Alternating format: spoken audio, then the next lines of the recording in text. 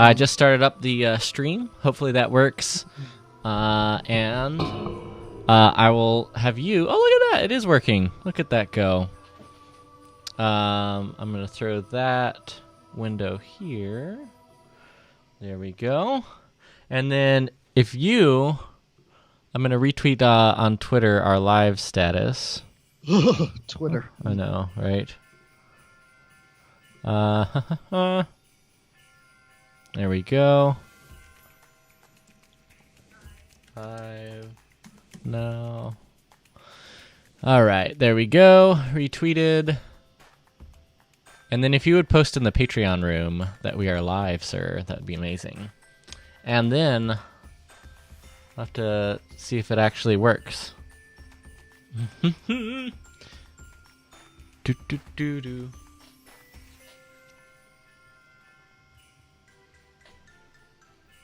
Ah, I love this. All right, I'm going to cue some music while we're waiting.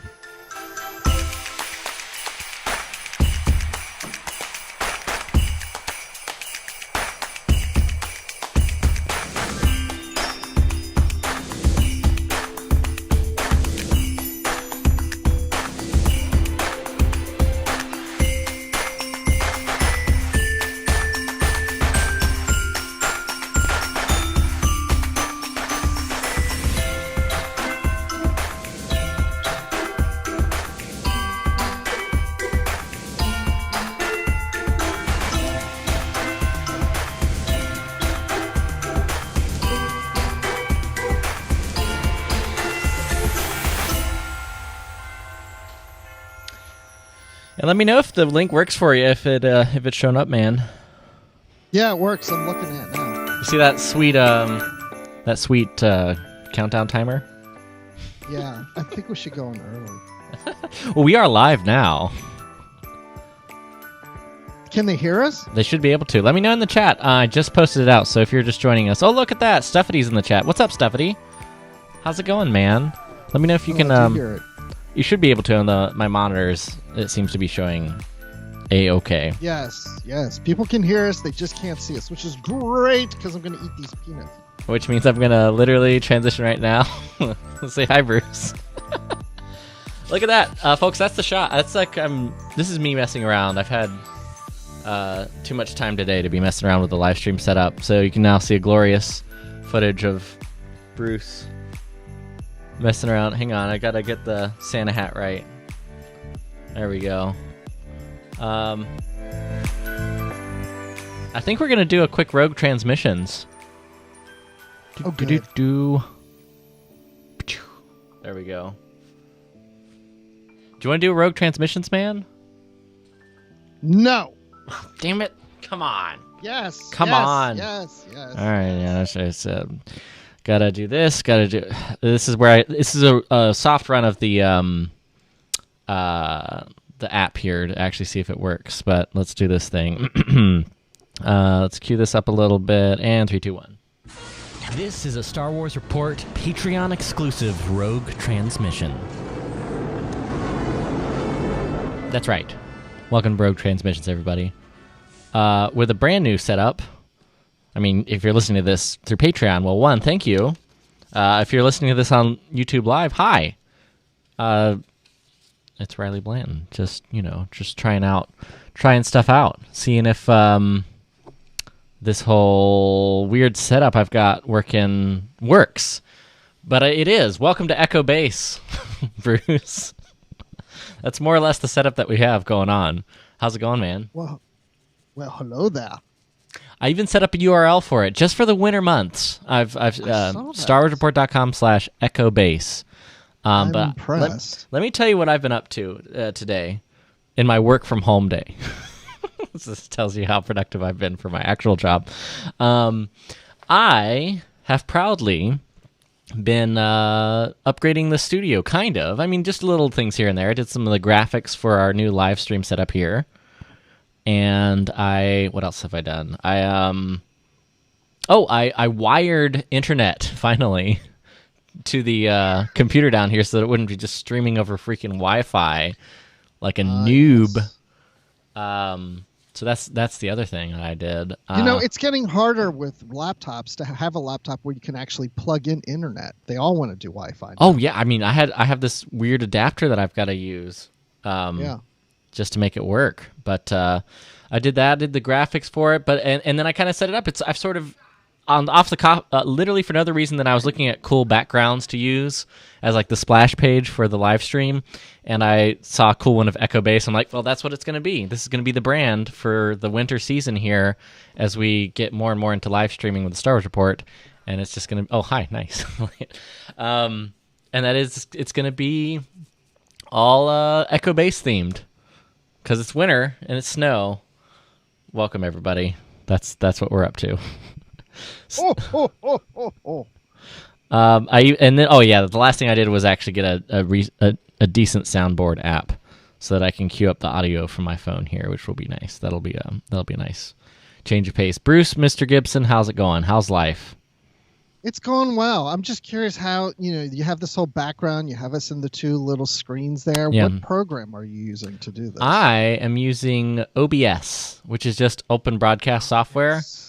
But it's free and it's a pretty easy to use software, and it's not too bad. Like even just my MacBook Pro is enough to be able to work it live with the recording software and broadcast. I've just enough bandwidth to where it can actually maintain a decent connection and keep it going. But that's nice. Mm-hmm. I'm doing well. Yeah. Oh wait, that was the question earlier. That was the question. Yeah, you've kind of had a busy Star Wars-y week, and I know you got stuff that we're going to talk about on the show, but I got what was it?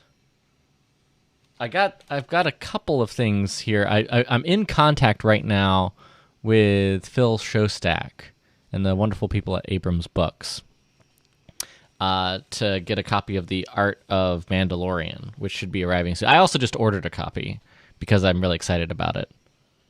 See, this is the problem with the holidays because my family asks me for ideas, and that's one of them. So I know I'm getting it, but I have to wait till Christmas. So everybody else around me is like getting it and showing me screenshots of passages in the book and things, and I'm like, jerks. I just want my book. Yeah, I have to wait now. My gosh, man. Well, it is because I loved the Art of Rise of Skywalker. Was so good, and that I actually just cold emailed them months after the movie and book came out, and I just was like, "Hey, can we please, can you send a copy? I'd love to interview Phil," and I did for an hour, and I lost the interview. Audition crashed. No, have I not told you this, Bruce? I didn't. This was over the summer.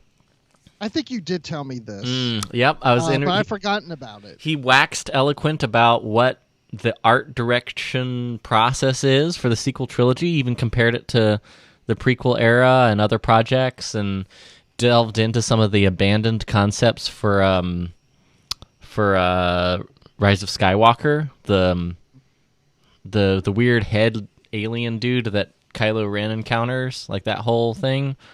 He dug it off, and I lost it. And it was just a busy schedule this summer, too, and I emailed him back and explained it, and he's like, oh, we'll just come back on when Art of Mandalorian comes out. I was like, okay, cool. And then I realized this week that, oh, wait, that's today it comes out. So I literally, emailed him yesterday. So hopefully that'll be a thing next week. I'm also working with... You chose me over him. I'm so touched. I did. So touched. He said tonight was the only night he was available, and I said, I'm sorry, Phil. Mr. Bruce Gibson is on tonight. That's right. So that's right, because I can tell you about the art. After anything. I'd already asked, I'd also asked Dan Zarin. Dan's recording 2 podcasts tonight too. So because I want to get him on the show to talk about this book, which if you're looking at the live stream, well, it'd be delayed for you, Bruce. So the Star Wars book. This is another. I just ordered a copy on Amazon just because it passed me by and I forgot Dan's a good friend of the show and I hadn't bought the book. I wanted to support him, so. I bought myself a copy, and it's kind of interesting too. I'm sure we'll dig into it, but it actually digs into the factions in more detail, and explains things that I was kind of surprised just as a cursory flip through. But that's basically Okay, see now I'm interested in this book because I was interested in getting it when it came out, but I didn't because I read a review where someone said if anybody's a Star Wars fan, they already know everything that's in this book. So I flipped to the Ahsoka Tano page. Relevant, okay. I know. And like here's it kind of goes through her whole it kind of goes through her whole story, but even as an example here, they do a nice visual, and I think this is a level of detail that you would go into. We would probably know most of the stuff in the book, but like, for example, the fulcrum symbol, and it talks about how, it's stylized representation of Ahsoka's facial markings. Cool. It goes, Morai the Watcher, in the midst of the Clone Wars, Ahsoka, Anakin, and Obi-Wan Kenobi enter a vergence in the Force.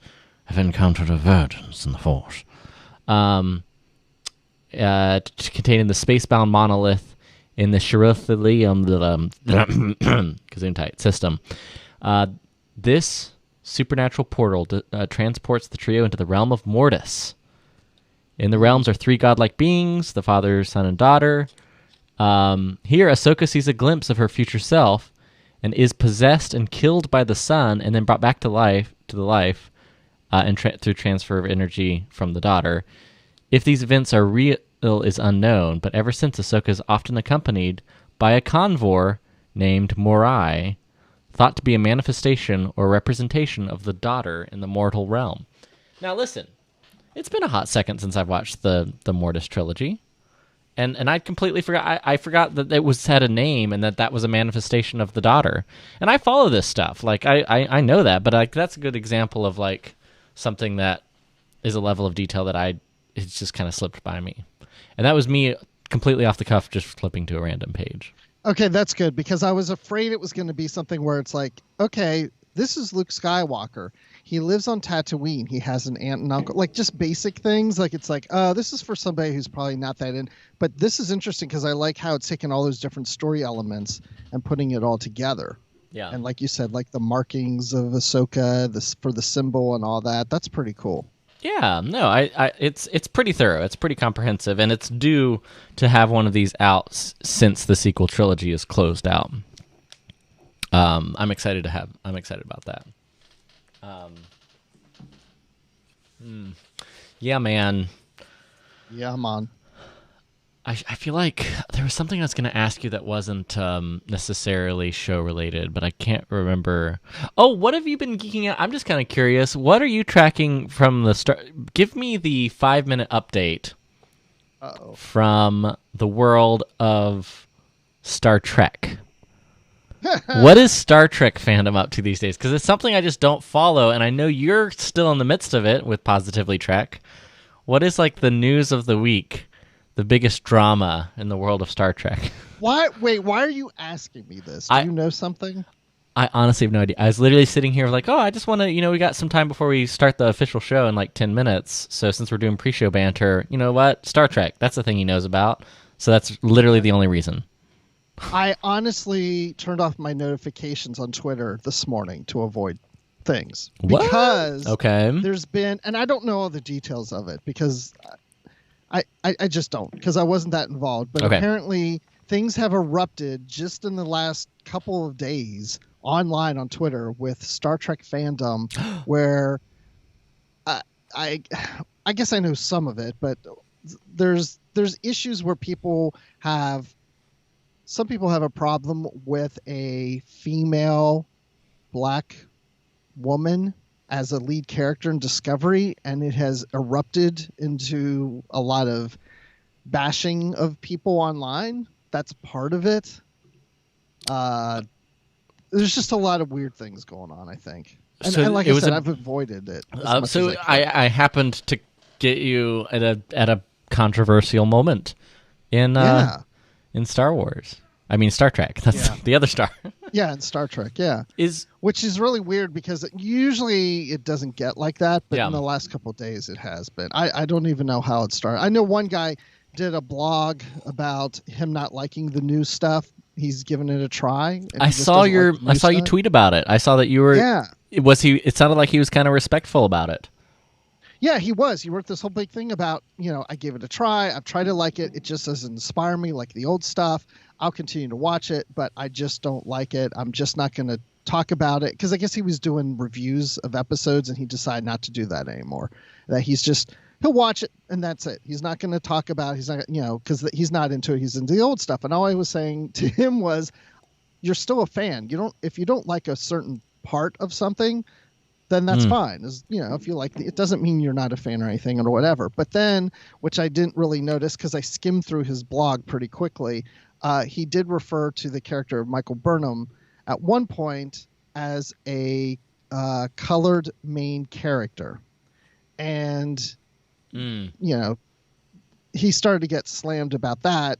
And, I mean, for the most part, people were respected, like, hey, you might want to change, the wording. That's kind of old-fashioned. It's kind of offensive, blah, blah, blah. And he changed it. He said he didn't realize he's in Scotland. I've heard some people say it's not a big deal, as much of a big deal in Scotland, and some people say it is. I don't know. Whatever it is. That's part of it, and that has erupted into something. And then there's something else that has erupted online with a woman. I guess she's...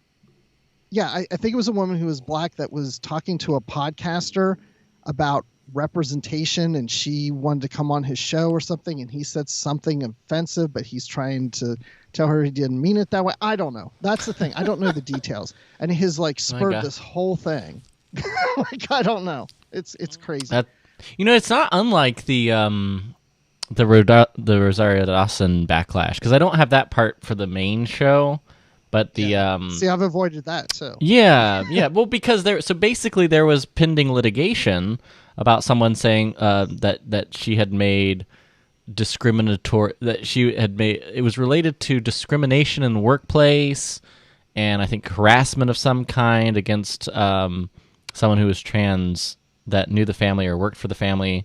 Honestly, that's the thing where known in the family has known this person for a long time. I do know a little bit about this, and this person lived, I think, in New Jersey or something, and they asked him. I'm trying to remember now, or her. Anyway, no, they asked her. Yeah, asked her to come to California and kind of be a handyman around the house, and then she became a him, identified herself as being then transgender, and then said that they started working against him and threw him out a window, and the mother started beating up on him. I don't know. All this crazy stuff. I did not know that. Like, honestly, and this is where I'm like, I don't know enough about the situation to intelligently comment on it, so I won't.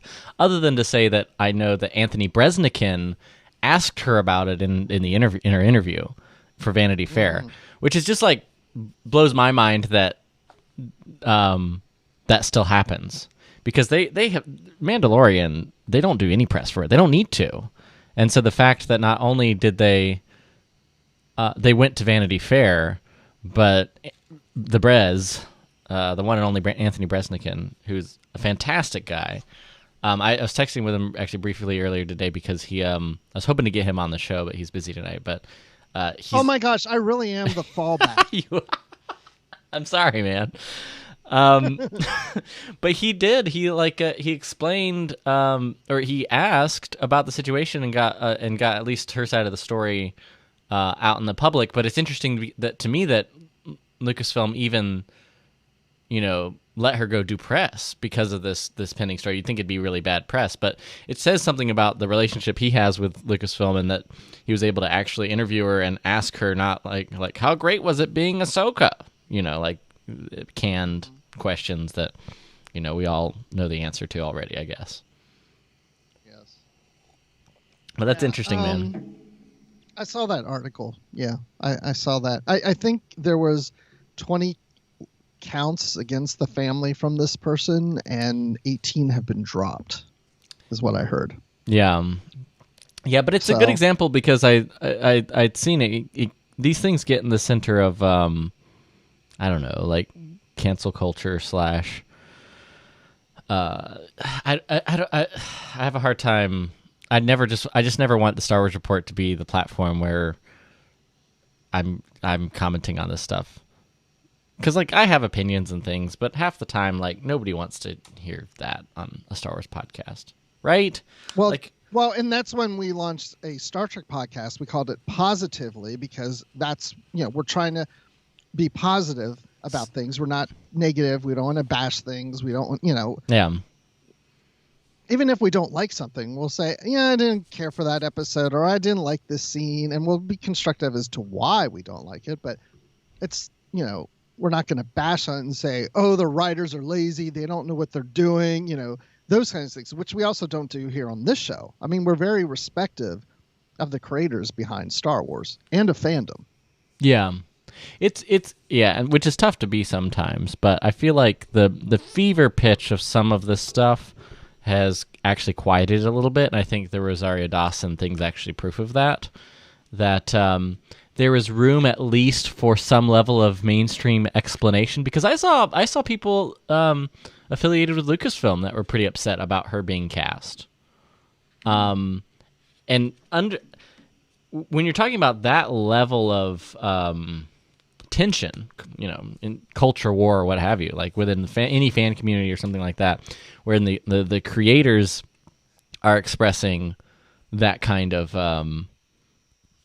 trepidation, it's not good. And I actually think the progress of at least her going on a mainstream outlet like Vanity Fair and answering questions about it, I mean, I think that's shining more light on it and having at least one side of the story. And maybe there's more to the story, and maybe there's still charges pending that we'll hear more about, that we should hear about. But when it comes to like deciding whether or not somebody should have a job in Star Wars, I feel at least better about the fact that she was put in front of a mainstream entertainment journal and asked the question and got to explain it on some level, instead of this sort of awkward hearsay, organize online and get her fired, or organize online and say she's completely innocent. Things that you just can't know, right? You're just a fan of Star Wars. You don't know about any pending court litigation and the merits of whether or not somebody is righteous enough to be in Star Wars, right? Mm-hmm. Well, there's more of that going on. She's not the only character in The Mandalorian, or the actress. Yeah. Gina, what's her? Oh yeah, that was a whole different thing. Yeah, Gina Carano expressed different, and she's more overtly political on social media, so I understand that backlash more. But then I said, but still, people are trying to get her fired. Well, yeah, no, and that's the thing that I think is just, it's a dangerous situation on two fronts, and this is where forgive me for trying to be subtle, because it never works with this kind of thing. But two things can be true. I think it can be true that Lucasfilm should be good stewards of Star Wars and the people that are involved in it. You want good ambassadors to fandom, and that's not lost on me. But at the same time, you also don't want to. I don't know. It's one thing for fans to be mobbing or saying somebody shouldn't be hired or should be fired based off of what's so far hearsay, or certainly what somebody on Twitter wouldn't know. But it's another thing for representatives of Lucasfilm to get in the midst of all of that. That's a change. That's a change. Usually, once upon a time, that would never have happened. But I think it's just an element of error. But I think, like I say, I think it's actually calmed down from the height of the sequel trilogy, when I think things get most political. I don't know. It's I feel like we're doing a lot of tap dancing here. Well, because one of the reasons I tap dance is because I really don't know all the information, so I really have a hard time forming an opinion, because I'm not spending the time finding out, well, is this person really this way? Did this person say that? Is that what they meant? And I don't know their situation. So no, that's true. And that's, you know what, that's a nice, honest thing to actually admit and talk about. Like, hey, we don't know. And that's important. That's important to recognize when it comes to this stuff. So, all right, so we'll wrap that. We'll wrap this up. We'll actually talk about Star Wars now. Yay. Hey, guys, I'm going to keep an eye on the chat. If you're watching us live, retweet. I just posted on the Star Wars Report and my Twitter account that we're live. I know a lot of you guys just posted in the Patreon room. So welcome. We're going to do a show, do Star Wars Report. Probably doing 30, 45 minutes. Bruce, I've got the notes up and live. The main centerpiece is, of course, the non-controversial or the less controversial parts of the new Vanity Fair piece from Anthony Breznican. But also, I want your macaroon update. So we'll do that in a 3, 2, and a 1. This week's episode of the Star Wars Report is brought to you by the good folks supporting us over on patreon.com/Star Wars Report.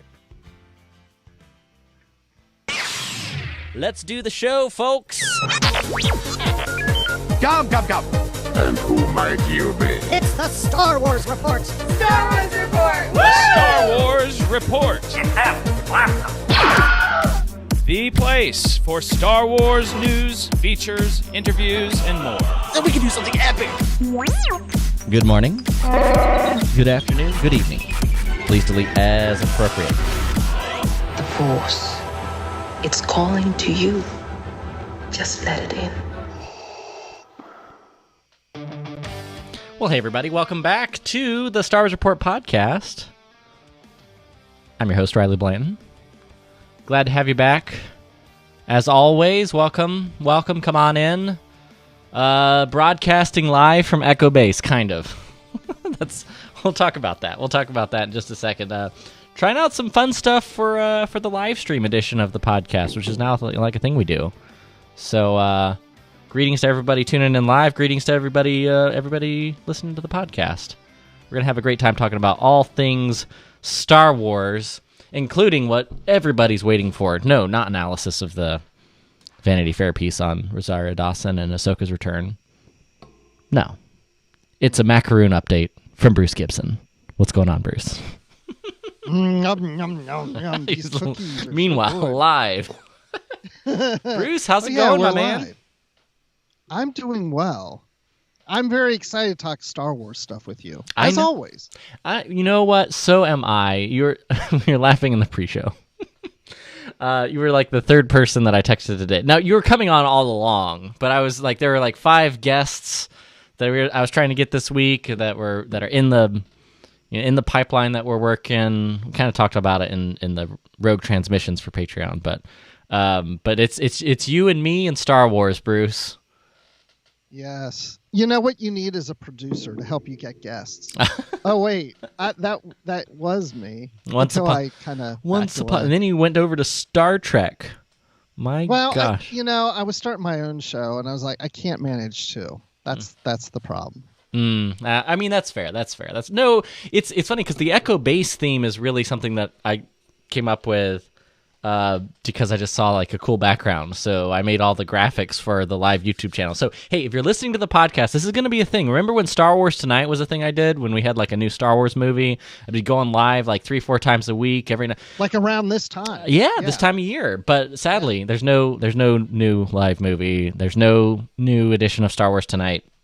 However, we are doing the show live Tuesday nights, 8 p.m., and I want you to join us. The easiest way to remember it is with the theme, and then it being in the dead of winter, starsreport.com/echobase.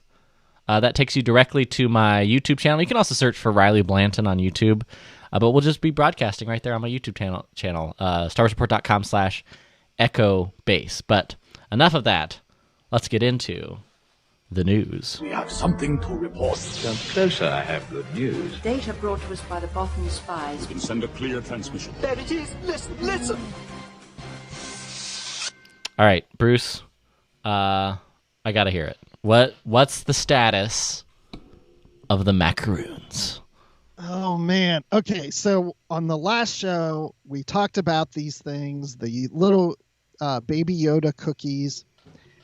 Mm-hmm. Well, Grogu cookies. No. Let's talk. Sure we'll talk about that Excuse later. me. They're Navarro nummies. Navarro nummies, sir. Get it right. That's it. Navarro nummies. So I was like, who would order these? They're like $50 for 12. I mean, and then I thought, well, my wife really loved that scene with Grogu eating the cookies, and I thought maybe this would be cute to give her that as a Christmas gift and have it under the tree. And then Christmas morning, she would open it up. Yep. And there would be these little Baby Yoda cookies, the little blue cookies in a Mandalorian, box or container of some type. And I thought she'd really enjoy it. And then we would eat them. And so I was so proud of it that the next day I told my daughters, and my oldest daughter said, aren't those made with like some kind of nut flour or something? And I looked at the ingredients, and it's almond flour, and my wife is allergic to almonds. No. No. And I'm like, oh crap. I wonder if she'll eat. I'm like, well, she's not like, it's not a serious allergy. I mean, so I was like, maybe she could still eat these. I don't know. So then she was at work. So at lunchtime, I talked to her, and I didn't tell her what it was, but I just said, I think I told her there was something I was looking to order for some food items that had almond flour. And she's like, well, I've kind of tried almond flour before. Yeah, I think I wouldn't eat anything with almond flour now. So I called Williams-Sonoma to cancel it. And of course, I can't cancel it because once you do a food item through them, it's a final sale. You can't cancel. And I said, well, it hasn't shipped yet. I understand I can't return it, but it hasn't even shipped yet. And they're like, no, because the way they do the food, whatever. And then I got a notice like another day or two later that it is shipped. It's on its way. You're stuck with them. Well, Bruce, let me just say, it's pretty ridiculous. It is. I mean, and then I thought, well, maybe I'll give them to you.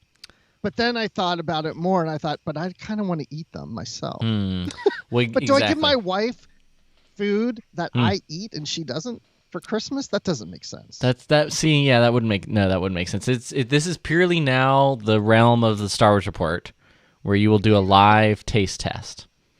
And let me just again, just to frame nicely what you did last week. You were on the podcast, and for giggles, you went to the Williams-Sonoma website and spent $60-something with shipping. Yes, shipping to purchase Baby Yoda themed macaroons, the Navarro Nummies, just because I peer pressured you into doing it. Well, no, you didn't really peer pressure me. I was just like, why? This is ridiculous. And as you start talking through it more, and just... I read the description. I read the description on Williams-Sonoma, which sounded delicious, which is why my wife ordered a set for me. I hope you're not allergic to almonds. I am not allergic to almonds, so I am now standing by waiting. And we know we don't have to wait till Christmas now. We can do a live taste test of the Navarro Nummies. This is the most built up segment. But we'll do it. I'm gonna have it, and I have to. Savannah literally overheard me talking about it on the podcast, and she ordered a set. So listen, she's so smart. I have a wonderful, beautiful wife who ordered me Navarro Nummies for the Christmas season. It's a thing. We're gonna do it next week.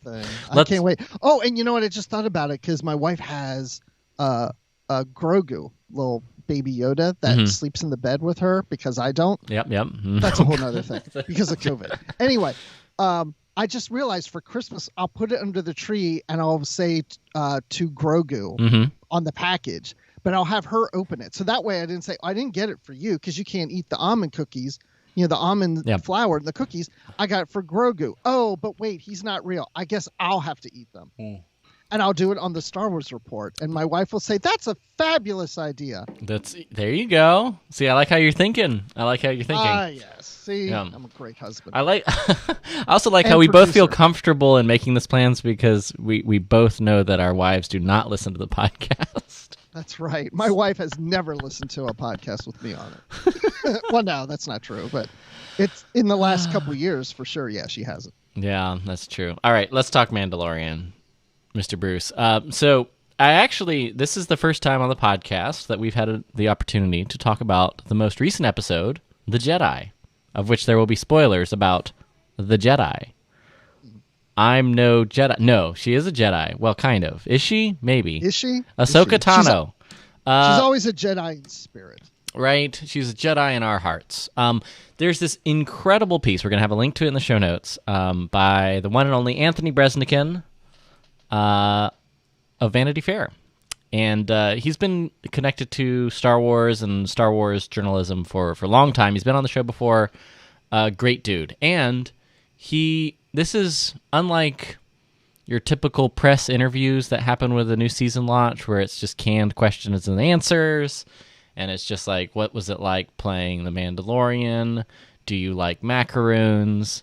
I don't know. It's usually not the greatest discourse when it comes to entertainment journalism. I'll be as the person guilty of that kind of 5-minute presser interview. I've been at those press conferences. You're not going to get great information. The Bresnikin does get great information, and he digs into it. So I thought the best way that we can talk about this episode is through the lens of this Vanity Fair piece. And if you haven't read it, read it. The links are going to be in the notes to the podcast. I can't think of a better way to kick this off other than just read the opening. Star Wars fans have likely all seen the photo of George Lucas on the set of The Mandalorian, cradling Baby Yoda like a proud grandfather, but there is something about that slightly blurry snapshot that they didn't know. Just out of frame stood another beloved galactic figure, who until then had only existed in animation, Rosario Dawson as Ahsoka Tano. Which I had no idea, but that was his that set photo from season 2, which I'd briefly seen here and there online, but I forgot that it was for season 2. I thought it was a season 1. So George is still having a good time just hanging out on the set of Mandalorian. It's pretty cute. Baby Yoda. Yeah, you should probably you need to name him Grogu. Maybe George did. Actually, it does sound like a George Lucas name. He was famous for naming characters after random funny words that his kids would say. I think Jar Jar was that as well. But I've pulled a few quotes from it, and when it comes to Ahsoka's reappearance and the way Rosario Dawson was cast, she says, "I'd seen some of Clone Wars once I got the role, and I actually went and started watching everything in order. I started seeing a lot of more connective tissue. There's always that conversation around Ahsoka leaving the Order and being a major trigger, and that being a trigger for Anakin going towards the dark side. It was just really incredible that the character started off as a teenager, you know." And Filoni said, mini tests were done, screen tests. Oh, no, that's about the I pulled some stuff about the sort of visual language for Ahsoka. But Bruce, let me ask you. Rosario Dawson's talking about how she got the opportunity to jump in, watch all the episodes. It really jumped out to her, Ahsoka leaving the Jedi Order. What did you think of the return of Ahsoka? Well, first of all, the way she got this part was just through Twitter and tweeting that she wants to do it. And Dave Filoni's like, maybe that would work. And that was a terrible Dave, by the way. No, nailed it right on the money. But the thing is, I'm like, I need to start tweeting that I need to be in Star Wars, and maybe Dave will go, yeah, that might not work. But yeah, I like the return of Ahsoka. Yeah. I mean, we kind of knew it was coming, and because Dave was writing this episode, that was the big tip. That was the tip off. That was it. So when I sat down to watch it with my wife, I keep talking about my wife a lot in this episode. She should love me forever. And the thing is, I said to her, I said, you know what? I think we're going to see Ahsoka in this episode because Dave wrote and directed this one. And as soon as I hit play, you see Ahsoka in like the first 5 seconds. I'm like, well, we didn't have to wait long for that. But I mean, I think some people didn't care for it, but it's a little odd because you're so used to seeing her in animation.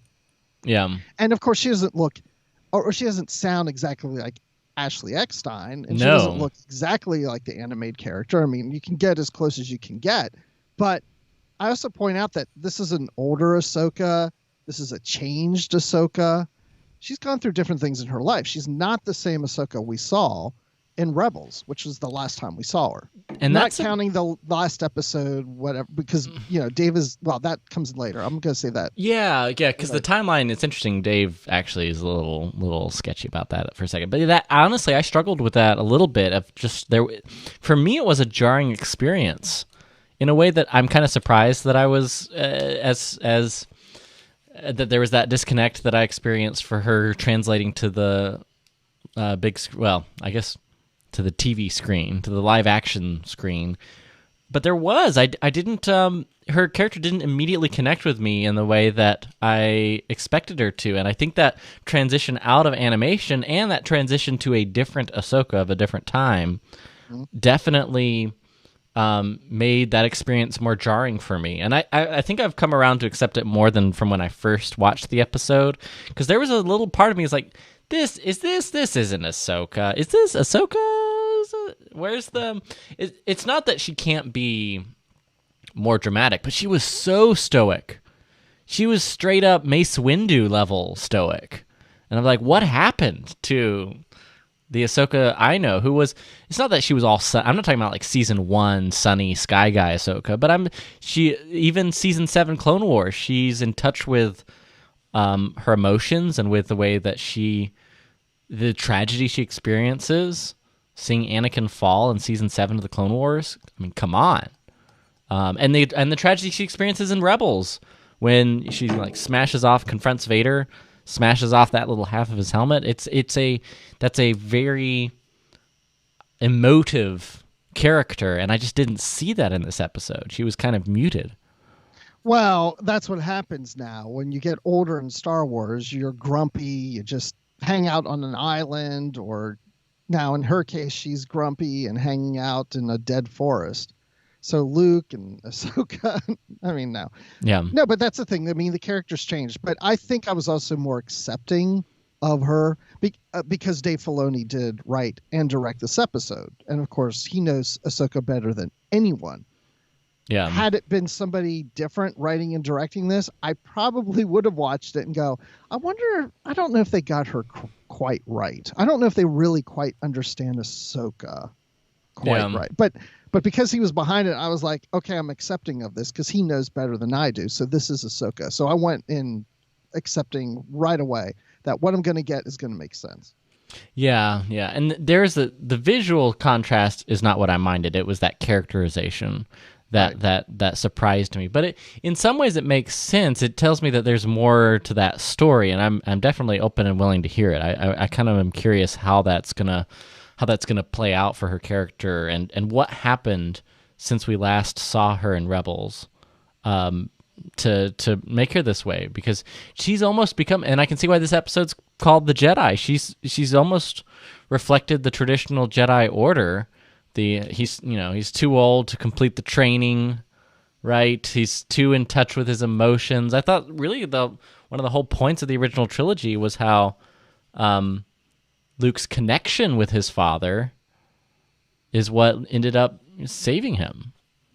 In fact, it was his that family emotional connection, which the old Jedi Code would have said was baggage, and which Ahsoka point blank says is baggage for Baby Yoda, for Grogu. Baby Grogu. There it is, folks. There it is. It was I don't know. It was one of those things that I'm not sure how well that survives this era, because we're in a post Return of the Jedi world of Star Wars. It just seems like Ahsoka doesn't know. I guess how would she? No. Yeah, no, I don't think she does know. Yeah. Well, let's jump back to Filoni. Bresnikan asked him, fans have watched Ahsoka grow up in the Clone Wars. They've seen her go off on her own, seen her fighting as a lone wolf in Rebels. What did you want to reveal about her at this point, much later in her life?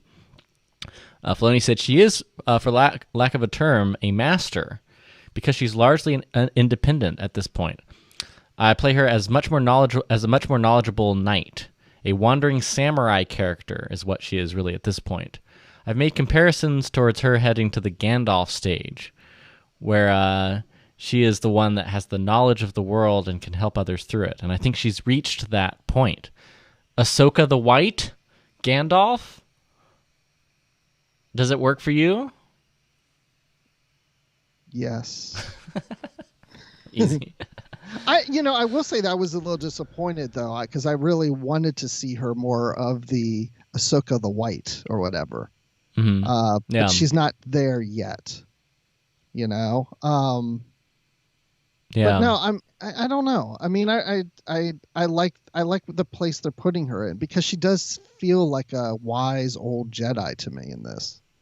And I think that part worked. The idea of her having insight not only into Grogu's past, but his future. And how about that? Like the idea of what Baby Yoda's gone through. We actually learned, I don't know, we learned a bit more about his past, and I think I'm glad that they kind of explained that and didn't keep stringing us along for a long time about his hesitance. But it would make sense that little Grogu might have some PTSD from him being stolen away from the temple. Did he witness the acts of the newly minted Darth Vader?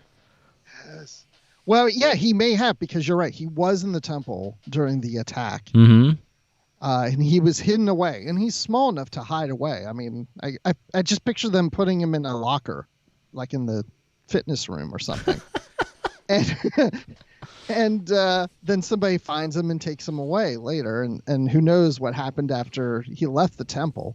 But what I found interesting was the comment that he was brought to the temple. He was found and brought to the temple initially when he was found that he was strong with the Force, which to me indicates that he is not the child of Yoda and Yaddle or any other green-eared person.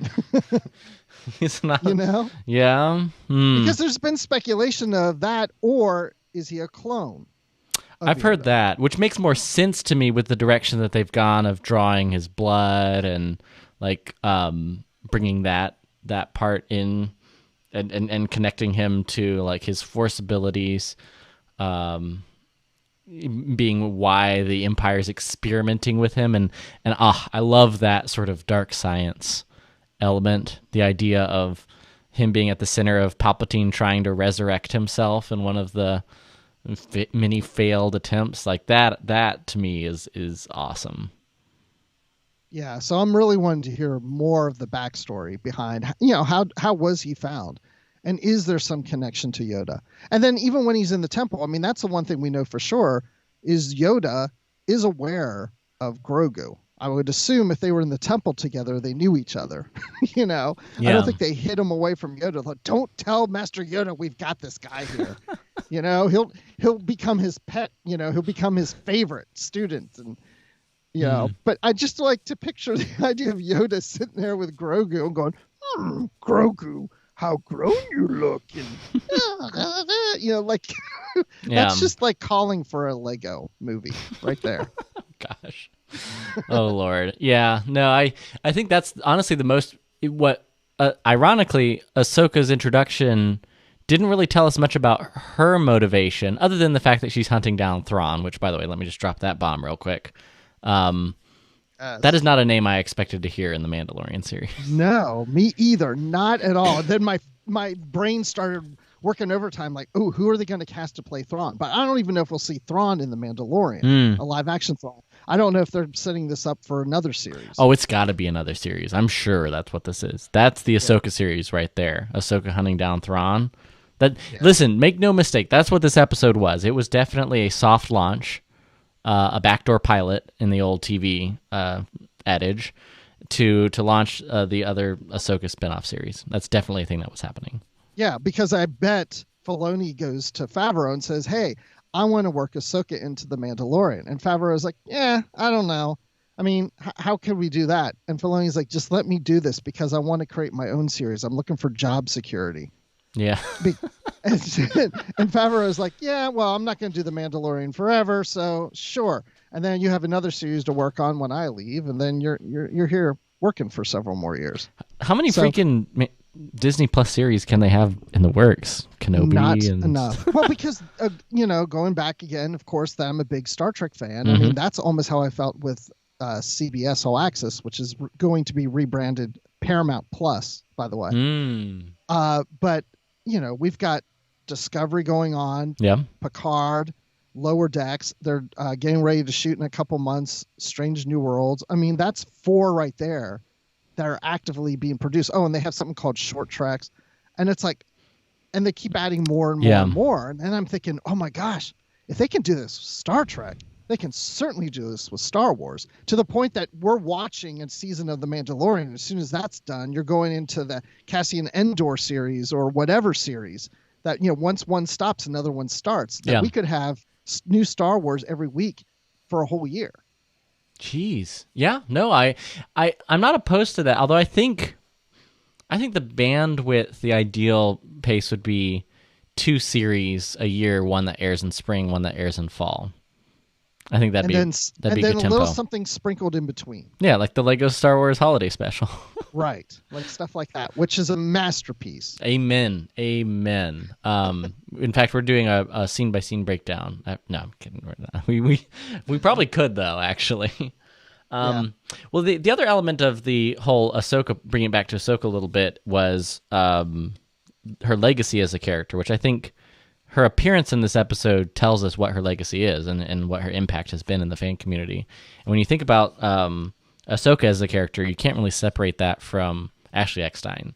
Like, she became Ahsoka. And Rosario, in the interview, did actually talk about that. She said, Ashley did a remarkable job. You've seen this character first come into our hearts and mind as a teenager and evolve, and Ashley has been there the entire way, seeing how her voice changed, how her energy changed, and to hear the maturity develop in her was just so powerful and beautiful. I studied it like crazy and tried my best to honor that, and it was just incredible to be able to have such an in-depth performance to source. So it's interesting because that quote reminds me of the Ewan McGregor quote in the making of The Phantom Menace, when he's talking about how he studied all of the Alec Guinness lines to get all the movements right. That business on Keto Nemoidia doesn't count. Like, he would try to, those little words that Alec Guinness would repeat, he would try to capture Alec Guinness's performance, but make a new version of it. And so here, Rosario Dawson's definitely tipping the hat, as well she should, and I wouldn't expect anything else, obviously, with someone like Ashley Eckstein, who's been a pillar in the Star Wars community, and probably, honestly, the best ambassador that Star Wars has had since the end of Revenge of the Sith, honestly. Like, for the current era of fandom, with her universe and everything that Ashley Eckstein's done, I can't think of a more positive force in fandom. And so that's the shoes you're filling. And so it's interesting to see Ashley herself, Bruce, and I was going to kind of get your response to this, posted on her Instagram, because I saw unhappy people. I saw people who were thought this was a miss, that she didn't get the tone right, that ironically, that Dave Filoni, who helped create the character, but like didn't get the tone right, that they missed, they stepped to bat and they whiffed it. But Ashley weighed in on it herself, and I think part of that was there was a lot of support for her and how she should have been at least the voice, or maybe even the live action performance. But she said, here's what she said. I won't read the whole thing. We'll have a link to it in the show notes, but to understand Ahsoka Tano is to understand what she means to people. Millions of people are meeting Ahsoka for the first time after watching her in The Mandalorian, and I'm excited for them to hopefully go back and watch the journey in the Clone Wars and Rebels. Millions of fans already knew Ahsoka, and her presence has come to mean more than words in a script. Ahsoka has become a beacon of hope, light, and genuine goodness. Everyone's relationship with Ahsoka is very different because she triggers the memory from a certain point in the person's life where she's inspired them. And even in the darkest of times, Ahsoka brings joy, and that's what truly matters. Ahsoka's taught us you don't need to carry a sword to be powerful. And Dave Filoni reminded me that kindness is powerful. And after 12 years, and hopefully many more to come, of having Ahsoka in our lives, #Ahsoka lives in all of us now. I'm blown away by everyone's kindness. I've read all of your messages, DMs, comments, text messages, and emails to say thank you. It does not even feel adequate enough to express what your kind words mean to me. It's my wish that Ahsoka continues to bring people joy, light, and most importantly, hope. This is the way of Ahsoka Tano. Classy. I mean, Rosario Dawson actually commented on that post and said, "Thank you forever for your brilliance, Ashley. I'm so honored to be a part of Ahsoka's legacy along with you. #Ahsoka lives in all of us." But I think, honestly, I think there's a sadness. If you're somebody like Ashley Eckstein, understanding that how she led off that segment, that millions of people are going to be introduced to Ahsoka, not through the 12 years that she's portrayed the character, but through a very different lens. And that's got to be tough. That's got to be a tough sell. And I really hope that, for me personally, that Ahsoka's journey is develops a little bit more and connects more to where she came from in the Clone Wars. I don't know if I'm just being all nostalgic for the Clone Wars and I just miss it too much. But for me, I think there's work to be done there. And I liked the episode. I liked Ahsoka. I liked Rosario Dawson's performance, and I thought she did so many things spot on. But what we saw was a very, very stoic, even seemingly beaten down Ahsoka. And to me, the characterization left a little bit to be desired, just in the contrast of what the characters come to mean to me, to say nothing of, and I think this is what Ashley's talking about. Like, if you grew up and you were, 12, 13-year-old girl watching Clone Wars when it first came out, and now 12 years later, you're in your late 20s, early 30s, like, this character may have brought you into Star Wars and meant more to you than Luke Skywalker meant to people watching A New Hope for the first time in 77. So I think there's a recognition of, I think there's a lot of outpouring of fan support and a lot of fan support for, like, hey, why were you not part of this project? And I can understand that. So there's so much I'm thinking about Ashley, because when I read this article and Dave was saying how he considered the idea of doing a live action Ahsoka, that Rosario Dawson was one of the first people he thought of, and he was playing with the idea. He never once in the article, that he thought about Ashley, but and maybe he isn't right to say that, but you do have to wonder, did they even consider using Ashley? I mean, she is an actress. I remember when she was in the Brady Bunch at the White House, where she played Jan Brady. That's not saying a lot, but I don't know. I guess I wonder how she feels about this, because I know earlier, I think it was in the summer or whatever, where we got the rumor about Ahsoka coming back, and she wasn't going to play her, and she said, I don't know, no one said anything to me, and she said, I remember that. Kind of wished, Dave had reached out to her and kind of given her the heads up about it. I don't know. I mean, I don't know Ashley personally, so I don't really know and care that much about how she feels about this, because I really don't know where she feels about it, but I would feel bad if she's been hurt by this because of everything we just said. 12 years of developing this character. I mean, they should have at least talked to her, considered her, and explained to her, we didn't go in this direction with you because blah, blah, blah, blah. And she probably would have been okay with it. But I don't know how the situation was handled. But from what she said earlier this summer just made me wonder. Yeah. And the fact that Dave doesn't really talk about that in this article. Yeah. I smell something. Just, a little something. Yeah. A little something. There's something there. There's something there. All right. And Ashley didn't even say, you said on Instagram, she didn't call out Rosario Dawson and say what a terrific job she did and congratulations on the part. That is true. A emphasis by omission. I don't know. Rosario definitely commented on the post though. Yeah, and made a comment about thank you so much for all you've done, Ashley. Yeah, and Ashley didn't reply back. I don't know. Yeah, she's probably hurt by it. I could see something like that. I think she did reply something nice back, but it's just one of those things where I think sometimes if you're the producer elements, the Jon Favreau's or even the Kathleen Kennedys, so you forget as you're probably zoned in on creating the story of this season of Mandalorian, and you can kind of forget the weight of what's happened in fandom the last 12 years. Ahsoka's represented a lot in the last 12 years. And so has Ashley. So I think that's one of those things that sometimes gets lost in the shuffle. I'll finish it off with this last little segment from the article. The quest we learn, this is from Anthony Bresnikan, is to search for the villain Grand Admiral Thrawn. The last time fans saw Ahsoka was in this spring's finale of Clone Wars, but in Star Wars chronology, the last time we saw her was at the end of Rebels, venturing off with Sabine Wren to find Ezra Bridger, who vanished along with Thrawn. Where does that scene fit with where we find her in The Mandalorian? And Filoni says, right, but no, it's an interesting one. That's not necessarily chronological. Not necessarily. I can't do it. I can't. I think the thing is, most people will not understand is that they want to go in a linear fashion. But as we learned as a kid, nothing in Star Wars really works in a linear fashion. You've got 4, 5, 6, and 1, 2, 3. So in the vein of that history, when you look at the epilogue of Rebels, you don't really know how much time has passed. So it's possible that the story I'm telling in The Mandalorian actually takes place prior to that scene. Possible. I'm saying it's possible. That's what he said. Saying it's possible. Well, okay, so Dave, let me ask you this. If you're saying it's possible, why not just say it?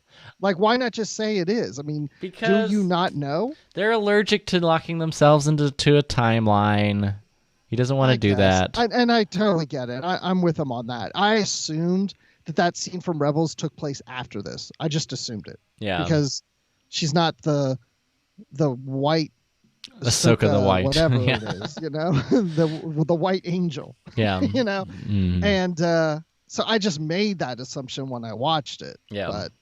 But I mean, it doesn't. In some ways, it doesn't matter because, and this is what's so great about it. I'm kind of glad he's not specific about it because I love people using their thoughts and imagination of trying to figure out. Yeah. It kind of creates that mystery of like, ooh, well, does it take place? Maybe one day we'll find out. And you're just always itching for more. So I love that, itching for more information thing. Yeah. Don't give it all to me on the silver platter. No. And that's especially not on like a interview or on social media or something like that. Right. Yeah. No, I'm totally with you. Well, right. I'm excited for the next episode coming up here in just a few days. We'll get to the next episode of Mandalorian, and we'll probably be talking about it again here on the Star Wars Report. I do want to touch this one other story before we go into Boba's bounty, and that's just like a little tribute of sorts to Dave Prowse. He passed away, age 85. Of course, the original actor who portrayed Darth Vader, not the voice, but the towering mass, the movements, the force choking, the intimidation, the greatest entrance of a villain in screen history, Dave Prowse. He's from Bristol. He's a bodyweight builder, but Darth Vader definitely his most famous role. He had roles in and out throughout, his Hollywood career.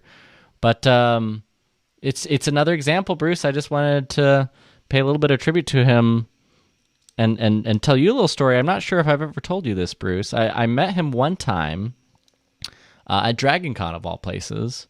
I think this would have been 2013, maybe 2012, somewhere in there. But I remember it was at the Hall of Fame where everybody's at their table signing, and his line had gone down, and so he didn't have anybody at his table. And it was actually at the end of the day. I just completed some interviews. I was kind of in work mode. I was ready to go back and get them edited and that sort of thing. But I didn't have anything scheduled with him or his agent. But I saw him there, and this, honestly, not in a morbid way, but in just kind of like a realization way. I realized that a lot of the original trilogy actors have gotten up in age, and that's the thought that occurred to me right then and there. And I said, and he, it was the end of a long day, and I think it was towards the end of the convention too. I didn't want to be that guy and bother him, and there's that little part of me right as I started to turn around and just walk away. It's like, I don't want to bother him. Maybe I'll get another chance to interview him, or maybe, get his autograph or something like that at a convention down the road. But there's just a little part of me that I said, no, I should take this chance since no one was around. I didn't want to bother him. So I briefly walked up to the table and just said, hey, sir, I just wanted to say hi, and that, Star Wars means a lot to me, and it's really cool I just want to come meet you and shake your hand, if that's okay. And he's like, oh, yeah, absolutely. And it was just a brief exchange. He just nodded and shook my hand and said, thanks very much. It was very kind. And then I just went on my way.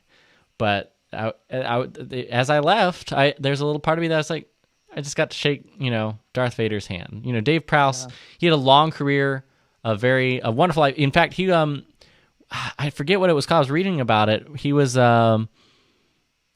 he promoted he's the Green Cross Code Man, the green for the that's right, UK public transportation. And he would go around to schools, and he had like this huge career helping kids, memorize the Green Cross Walk Code, which I don't know. I'm sure if I grew up in Great Britain, I might know it. But like that was a big part of his career. It's just seems like a really nice guy, and another example as we go through the years that the creators of the original trilogy are not getting any younger. And I just want to tip my hat and say, may the force be with you, Mr. Dave Prowse. Did you ever get to meet him, Bruce? Yeah, he told me to bug off. No, I never met him. I don't think I've met. No, I don't think I met him. If I recall, I think I did see him at a convention once, like at an autograph table, and I walked by, and that's like, yeah. It. So no, I haven't met him. I didn't shake his hand. Nothing like that, unfortunately. No. Yeah.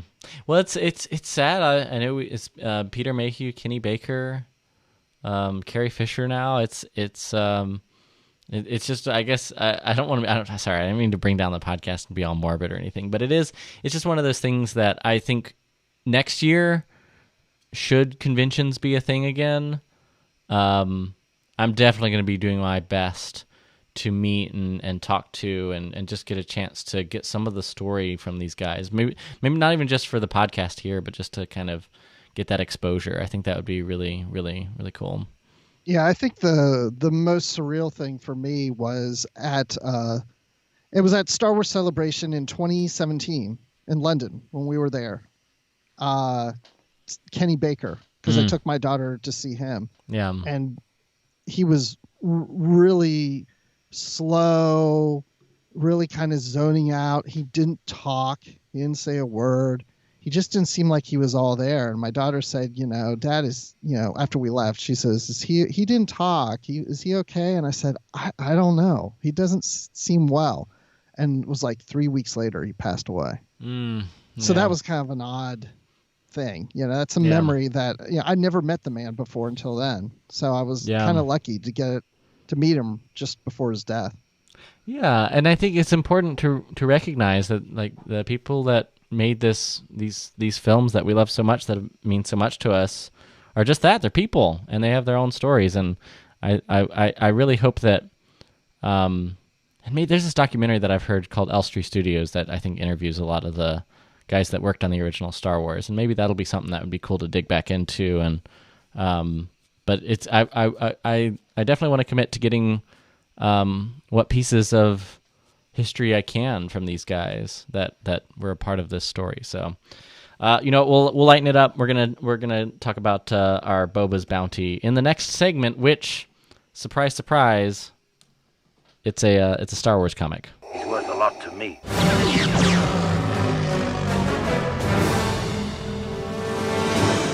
As you wish. All right, it's Boba's bounty time. Something that we read. It's a comic book that we read in the world of Star Wars, because that's what Boba's Bounty is these days.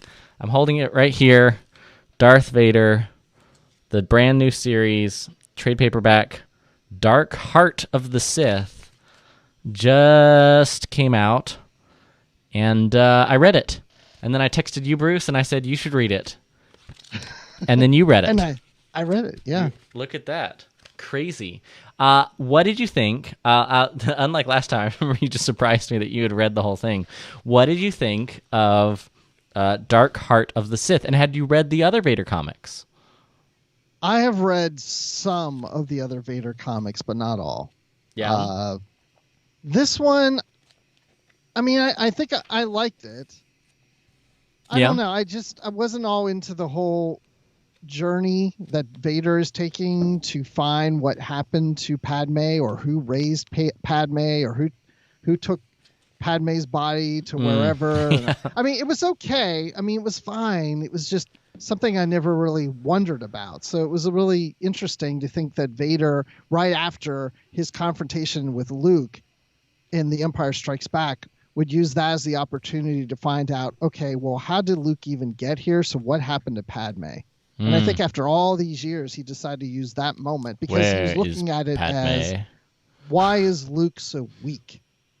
Who raised him? and that's what triggered him to find about. So it was interesting. It really it was interesting. We'll get into what happened to we'll get into mild spoilers on it. Nothing too crazy, but I think it's interesting. This whole series of issues, for me, what made it, I don't know. I usually am most excited when the comics closely tie into the films. And it doesn't get much closer than these series of issues where they're literally intercutting between moments in the films, that Vader remembers versus what that journey of discovering what happened to Padme and therefore what happened to Luke. And he follows the journey, Tatooine to Naboo to freaking Polis Massa. And it was interesting. We get to see like the remnants on Naboo. They call themselves the Amidalans. Which I thought was kind of funny. That was kind of cool.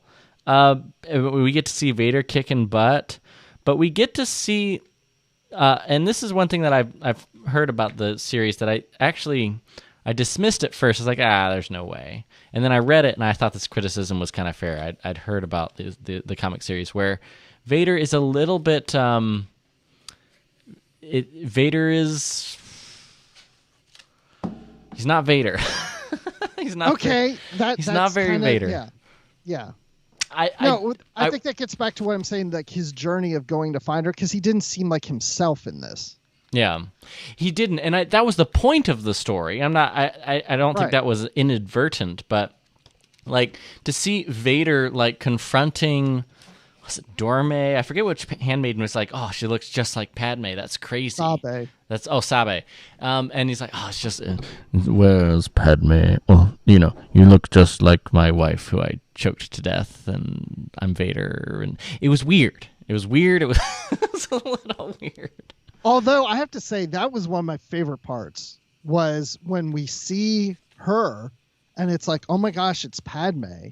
I was like, okay, obviously this isn't Padme. And it's an older Padme. It's like, they're not saying Padme didn't really die, right? Come on, they're not doing that. There's got to be something going on. And then come to find out that, oh no, it's one of her decoys, one of her handmaidens. Mm-hmm. I was like, oh, now that's pretty cool. And then we get to see the others later. Yeah, we do. And I liked that. I actually liked the droid sidekick. That was pretty amazing.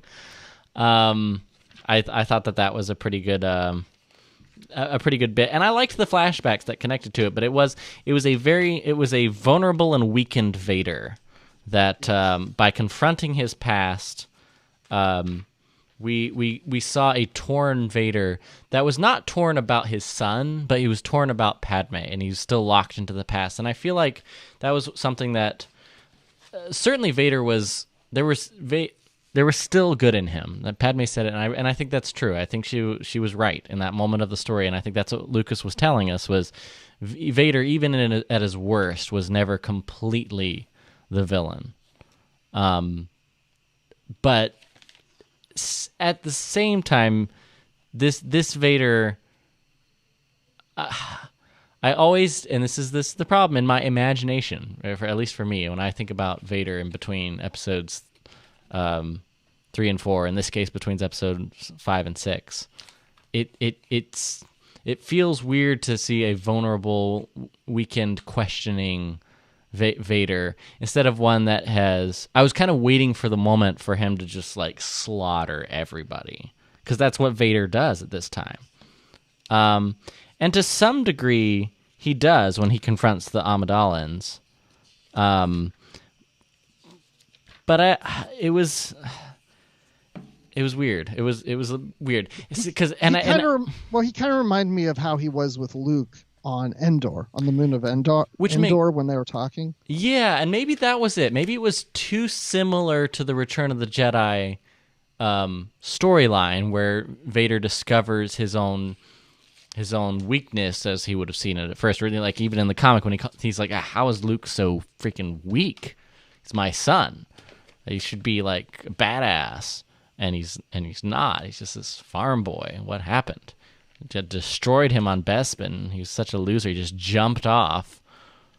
But that's the point, is Vader didn't realize that Luke's decision to, die rather than join his father was actually a great sign of strength, not a sign of weakness, and that's very poetic. And I actually liked that story.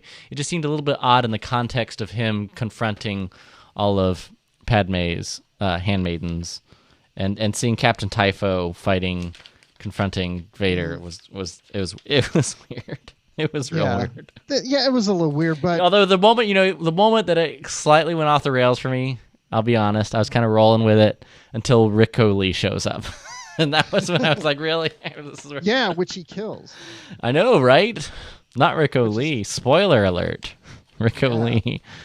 That's crazy. But you know, here's the thing I really wonder. As he goes through this, we're going through this journey with him. He's finding out all these answers that what happened to Padme after he last saw her.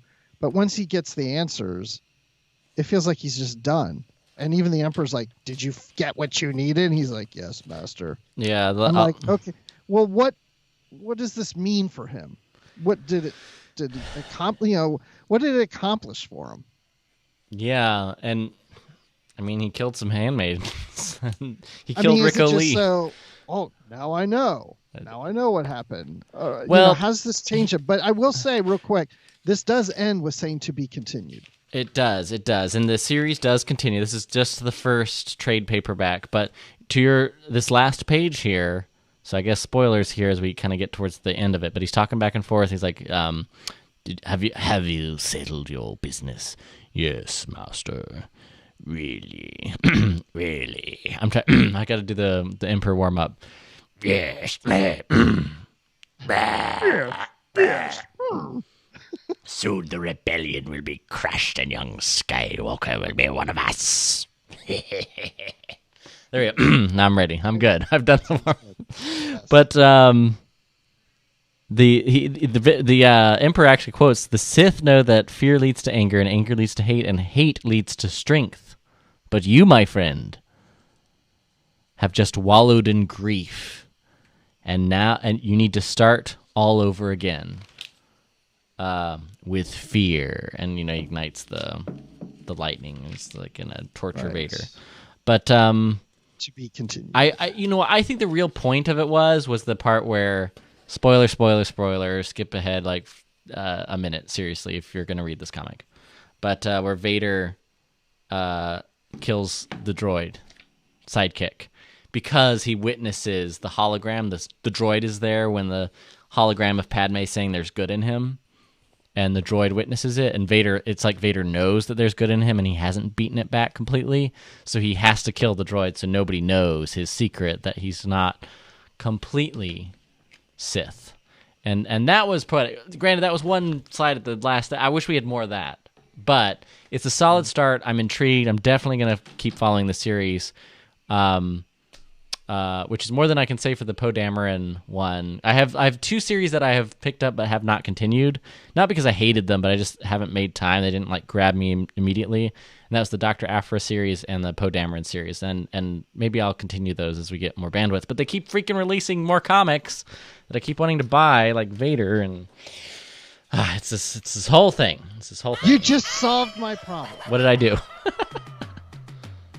I have a $100 gift card from work because I celebrated 10 years, and I thought, what am I going to use it on? I'm going to buy comics with it. Dude, come on. Listen, I will, hit me up, text me. I'll give you my greatest hits. There's definitely better ones and worse ones. I'm sure there are. I haven't come across any that I absolutely hated. Although the new Star Wars line, get everything from the Star Wars line, the main Star Wars line that you haven't read already. And the new trade paperback for the Post-Empire one. Pretty freaking cool. All right, guys, that is going to wrap up this episode of the Star Wars Report podcast.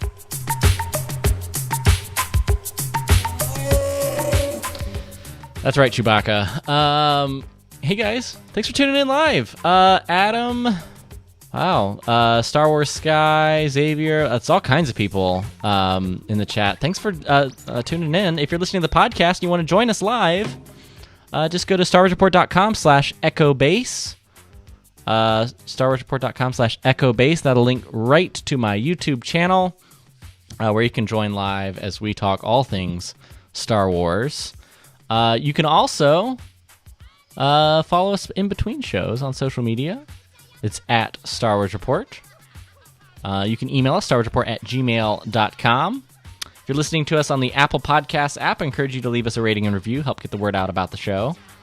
And if you are so interested and want to support the show directly, I encourage you to check out patreon.com/Star Wars Report. And that's where you can get our weekly Rogue transmissions. We're talking all things Star Wars and the future guests that we're trying to book and some shop talk in this week's Rogue Transmissions. It was a good time. You can check it out at patreon.com/Star Wars Report. And you can see our 3 different tiers. We got just the Tip Jar Jar. I might be most proud of that that title, the Tip Jar Jar, for $1 a month. You can, for $5 a month, that's the Rogue Transmissions bonus content. And you can also join the Bothan High Council for our monthly Skype hangouts at the, Bothan High Council level. So check them out, patreon.com/Star Wars Report. And Mr. Bruce Gibson, tell the people where they can find you online. Ooh, I'm on Twitter, but not all the time. But yeah. I'm on Twitter at Admiral_Rex, on Instagram at just Admiral Rex. And of course, we mentioned earlier, I do a Star Trek podcast called Positively Trek. Nice. I love it. Check it out, Positively Trek, wherever you download podcasts. If you haven't subscribed to the show, to the Star Wars Report, and if you like Disney things, you can check out the Mouse and Castle podcast. Have a good time there. Talking all things Disney with my buddy Aaron Goins. You can follow me on social media. It's at The Riley Guy, RILEY, The Riley Guy. On Twitter and Instagram, that's usually the best way to stay in touch. Until next time, everybody, thanks for tuning into the Star Wars Report. And all I gotta say is, may the Force be with you. And remember, many Bothans died to bring you this podcast.